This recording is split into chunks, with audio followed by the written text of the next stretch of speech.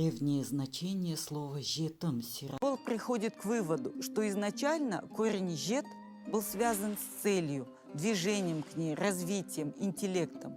И от этого корня происходили древнейшие термины, связанные с системой инициации, посвящения. «Жет» – цель инициации, абсолют, совершенство. «Жетекше» или первоначально «жетексе», то есть совершенный, достигший цели человек, проводник инициируемого, наставник, тот, кто жеткзеда доставляет к цели.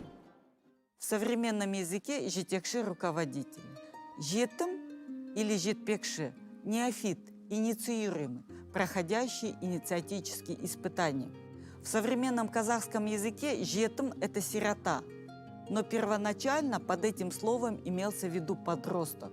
Чтобы быть инициированным, посвященным, он должен покинуть родной дом, селение, скитаться в безлюдной степи, проходить через испытания, символически умереть и воскреснуть в новом качестве взрослого человека. Когда сакральный смысл понятия начинает забываться, возникает новое значение слова «жетом» – «сирота».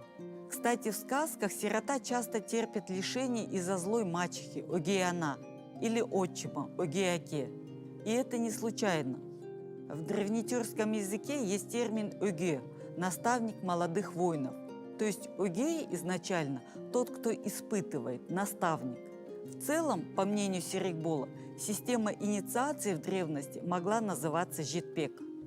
Завтра, 14 декабря в 11 в Алматы у меня состоится лекция «Сакральные числа в казахской культуре». Приглашаю. Более полные данные в комментариях.